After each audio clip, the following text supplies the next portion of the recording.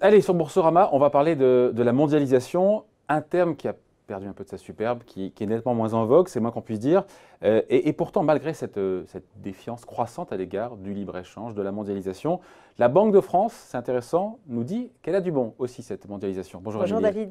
On va dire qu'il y a une étude, là, pour le coup, de la Banque de France qui vient de sortir, qui remet un peu l'église, le clocher au milieu du village. Non mais voilà, ça peut être salutaire. Hein. Alors, effectivement, la mondialisation, la globalisation des échanges, vous l'avez dit, n'ont plus tellement la cote. En témoigne eh bien, la montée des populismes. On l'a vu de Trump à Bolsonaro en passant par le Brexit. Et puis bien sûr, les Gilets jaunes, on a vu des messages de haine contre la mondialisation fleurir dans les rues de Paris notamment.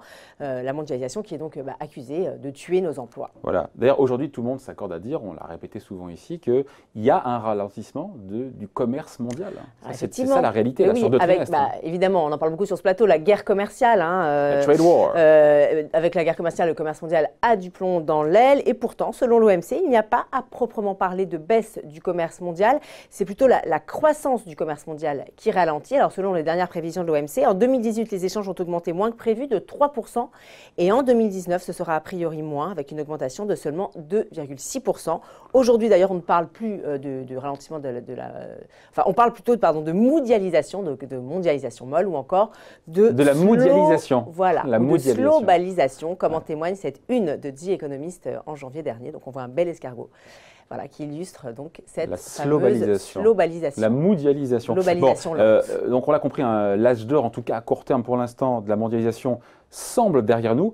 Qu'est-ce qu'elle nous dit, encore une fois, la Banque de France? Alors, 3 chercheurs de la Banque de France ont planché sur le sujet. Ils ont passé au crible notre pouvoir d'achat de 1994 à 2014. Conclusion, les ménages français auraient, grâce à cette mondialisation, économisé 1 000 € par rapport à ce qu'ils auraient dépensé en l'absence d'ouverture au pays à bas coût, nous dit cette étude.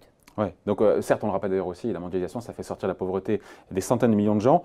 Mais de là à augmenter notre pouvoir d'achat de 1 000 €, on se dit que ça paraît dingue, d'ailleurs c'est 1 000 € par an. Hein. Voilà, la mondialisation nous aurait permis d'économiser 1 000 €, David, pas de gagner 1 000 €, hein, c'est pas tout à fait pareil. En fait, l'intensification des échanges depuis plus de 20 ans a permis bien sûr une baisse des coûts de transport, mais aussi des droits de douane avec la signature d'accords commerciaux, comme par exemple l'adhésion de la Chine à l'OMC en 2001, ça a été très important. Résultat, dans nos étals, aujourd'hui, on ne trouve quasiment plus que des produits importés, alors du Made in China, qui a peu à peu laissé la place à du Made in India, Made in Bangladesh, Made in Vietnam ou encore Made in Philippines. Ouais, et donc évidemment c'est bien, ils sont vendus à des prix qui sont plus abordables, ce qui explique pour le coup le gain de pouvoir d'achat. Effectivement, toujours selon ces chercheurs, nous consommons aujourd'hui 3 fois plus de produits importés qu'il y a 20 ans, des produits qui seraient vendus 40% moins cher que s'ils étaient fabriqués chez nous en France.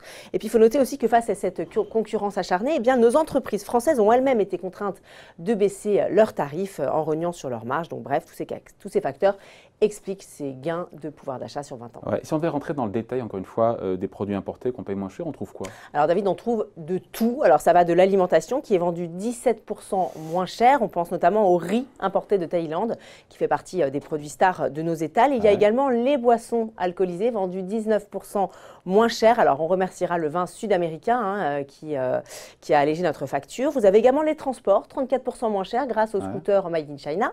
On n'y pense pas forcément, mais il y a aussi la santé, 42% moins cher, avec des accessoires médicaux importés comme les cannes ou les attelles par exemple. Un petit peu plus évident, les vêtements, les chaussures qui là sont vendus 59% moins cher. Vous avez également les meubles et les appareils ménagers qui sont vendus 62% moins cher grâce au Made in Vietnam qui a fait le succès d'enseignes bon marché comme Maison du Monde. Et puis dans le domaine le plus emblématique, ça reste bien sûr la téléphonie. Il faut savoir que 9 téléphones sur 10 en France sont fabriqués en Chine. Conséquence, ils sont 89% moins chers que si on les avait fabriqués chez nous en France. Voilà, c'est QFD. Donc c'est comme ça qu'on aboutit à 1 000 € d'économiser, 1 000 € par an. C'est par an, encore une fois, c'est pas sur 20 ans. Hein. J'ai envie de dire, mais les boîtes françaises là-dedans, parce qu'on parle beaucoup, de plus en plus de relocalisation. Oui, il y a effectivement un engouement très fort pour le Made in France, même si ça reste encore un peu marginal, mais ça pourrait s'inverser d'ici quelques années. Parce que si on regarde du côté de la qualité, c'est pas sûr qu'on soit gagnant sur le long terme. On pense notamment à l'obsolescence programmée de tous ces produits importés. Et finalement, un robot Made in China aura sans doute une espérance de vie moins longue que notre bon vieux robot Magimix, qui, rappelons-le, est fabriqué en France, en Bourgogne. Voilà, et donc voilà pour cette mondialisation qui a un peu du plomb dans l'aile. Et ceux qui la détestent, qui n'aiment pas le libre-échange et la globalisation, voilà, ça fait quand même économiser au niveau du portefeuille 1 000 € par an. Merci beaucoup, Émilie. Bon week-end. Bye.